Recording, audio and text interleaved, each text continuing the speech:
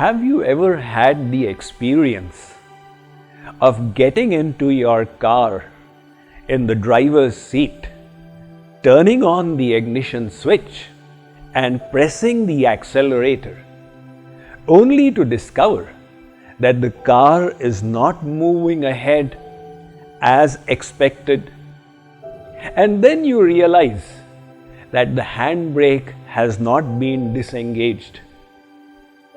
Now, with the handbrake engaged, if you had continued to press the accelerator, it would have resulted in one of two consequences. Either the brakes would overheat and have a meltdown, or the engine would overload and have a breakdown. We need to check whether in life our emotional brakes are disengaged or not. Today, on the first day of this happiness challenge, I am going to discuss with you the first tool to manage our mind and thereby become a happier person. And what is that?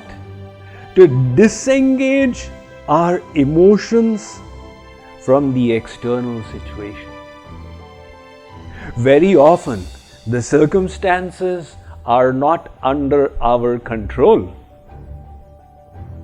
I am reminded of a geologist who went to survey the holy Ganga along with a map in his hand.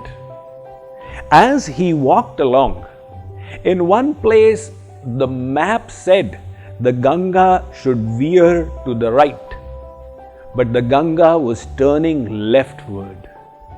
This man became frustrated. He threw the map and went from there saying, if the Ganga is not going to follow my map, then it is useless. Now, is that a proper expectation? Should the Ganga follow his map, or should his map follow the Ganga? In the same way, the world is as it is.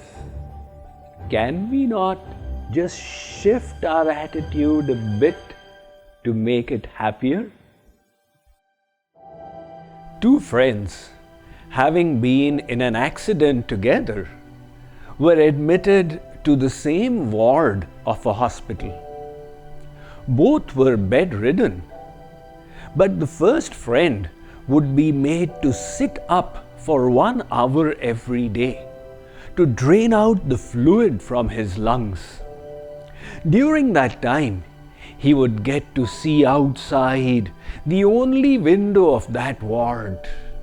He would describe the wonderful garden outside, with the migratory birds bathing in the fountain that was at the center, and the flowers blossoming on all sides, and the wonderful old ladies basking in the sun.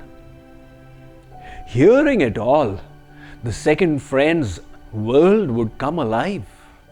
What a stark contrast to the dreary hospital environment.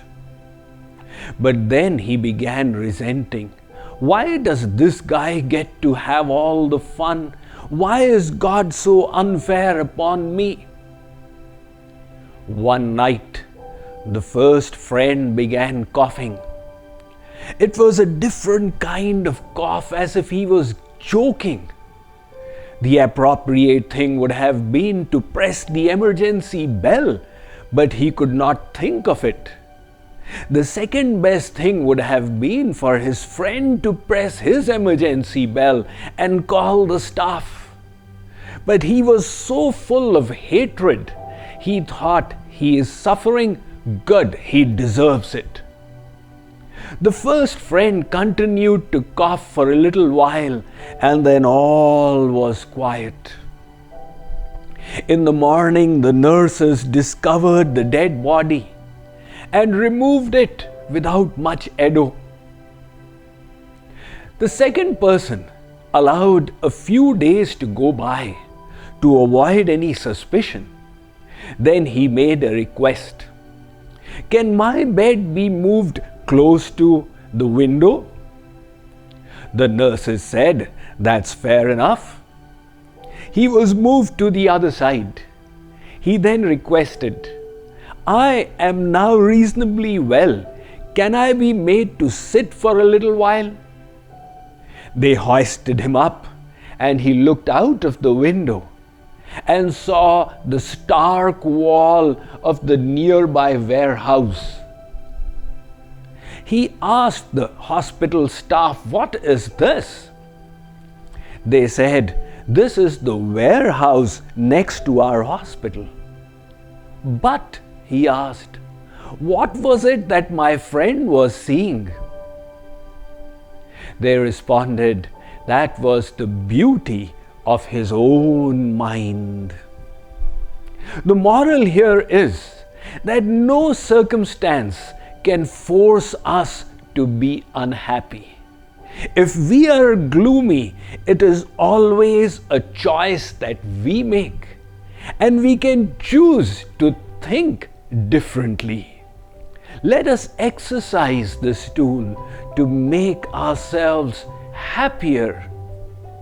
When circumstances make us unhappy, let us remember that it is not the only option we have. We can as well choose to be joyous. In other words, nothing forces us to be miserable. It is only a choice that we make.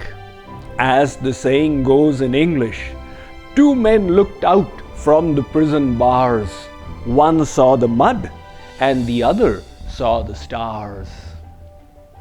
We will continue this happiness challenge, and I wish to provide you, to equip you with similarly powerful, easily accessible internal resources without any need for external assets to enhance your happiness and the happiness of people around you, thereby making a happier world for all of us.